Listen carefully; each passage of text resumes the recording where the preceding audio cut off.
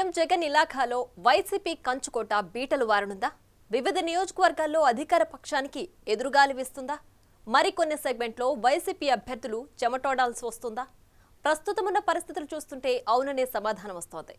గతానికి భిన్నంగా ఇప్పుడు పలు నియోజకవర్గాల ప్రజల ఆలోచనల్లో మార్పు కనిపిస్తుందంటున్నారు రాజకీయ విశ్లేషకులు. ఆయా పార్టీల అంతర్గత సర్వేలు కూడా అదే స్పష్టం చేస్తున్నాయట. అందుకే వైసీపీ నేతలు చివరి అస్త్రంగా డబ్బు వెదజల్లే పనిలో పడ్డారట.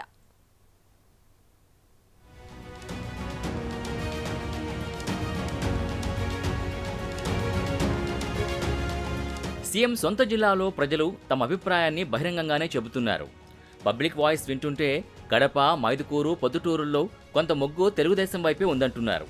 కమలాపురం, జమ్మలమడుగుల్లో హోరాహోరీ పోరు తప్పదంటున్నారు. బద్వేల్లో కొంతమేర వైసీపీకే మొగ్గు కనిపిస్తున్నట్టు చెప్తున్నారు. అయితే కాంగ్రెస్ కూడా ఇక్కడ బరిలో దిగడంతో మైనార్టీ ఓట్లు కొంతమేర చీలే అవకాశాలున్నాయి. కడప, పొద్దుటూరుల్లో ముస్లిం ఓటర్లు నిర్ణయాత్మక శక్తులుగా ఉన్నారు. వారి మొగ్గు ఎటు ఉంటే ఆ పార్టీదే విజయం అని చెప్పొచ్చు. కడప నియోజకవర్గంలో ఈసారి ప్రజలు మార్పు కోరుకుంటున్నట్టు కనిపిస్తున్నారు. తెలుగుదేశం అభ్యర్థి మాధవిరెడ్డికి అక్కడ పరిస్థితులు కొంత అనుకూలంగా ఉన్నాయన్న టాక్ వినిపిస్తోంది. వైసీపీ తరపున డిప్యూటీ సీఎం ఎమ్మెల్యే అంజాద్ బాషా వరుసగా 2 సార్లు గెలిచి 3వ బరిలో ఉన్నారు. ఆయనపై తీవ్ర వ్యతిరేకత ఉంది. పలు సందర్భాల్లో అది బహిర్గతమైంది.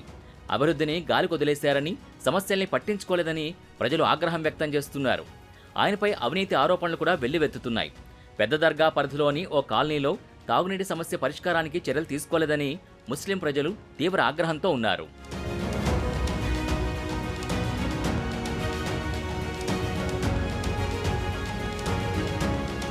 కడపలో కాంగ్రెస్ అభ్యర్థి అఫ్జల్ ఖాన్ ముస్లిం ఓట్లని భారీగా చీల్చే పరిస్థితి ఎదురవుతోంది.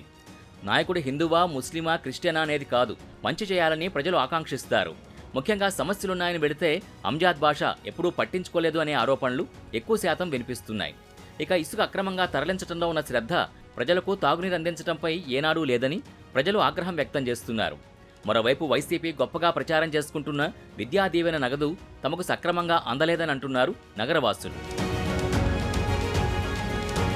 పొద్దుటూరులో టీడీపీ అభ్యర్థిగా ఉన్న మాజీ ఎమ్మెల్యే వరదరాజుల రెడ్డిపై సానుభూతి కనిపిస్తోంది.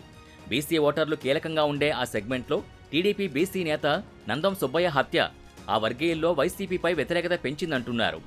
ఇసుక మాఫియా, క్రికెట్ బెట్టింగ్ ఇలా దేన్ని వదలకుండా రాచమల్లు దోచుకున్నారని, అభివృద్ధిని మాత్రం పట్టించుకోలేదని స్థానికులు ఓపెన్గానే చెప్తున్నారు.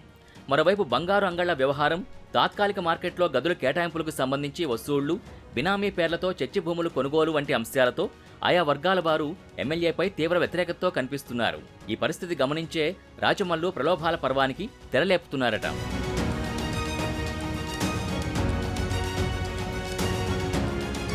కమలాపురం నియోజకవర్గం నుంచి జగన్ మేనమామ, వైసీపీ ఎమ్మెల్యే అభ్యర్థిగా రవీంద్రనాథ్ రెడ్డి 3వ బరిలో దిగారు. గత 2 సార్లుగా గెలిపించుకున్న ఆయన నియోజకవర్గానికి చేసిందేమీ లేదన్న విమర్శలున్నాయి. ఈసారి రవీంద్రనాథ్ రెడ్డికి టీడీపీ అభ్యర్థి పొత్తా చైతన్యరెడ్డి గట్టి పోటీ ఇస్తున్నట్టు కనిపిస్తున్నారు.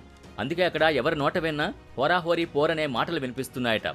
రవీంద్రనాథ్ రెడ్డిపై అవినీతి ఆరోపణల ప్రభావం ఎన్నికల్లో ఎక్కువ చూపే అవకాశం ఉందంటున్నారు రాజకీయ విశ్లేషకులు.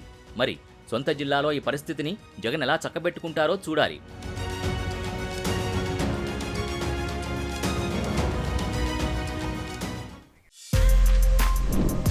For more videos like this, subscribe Big TV channel.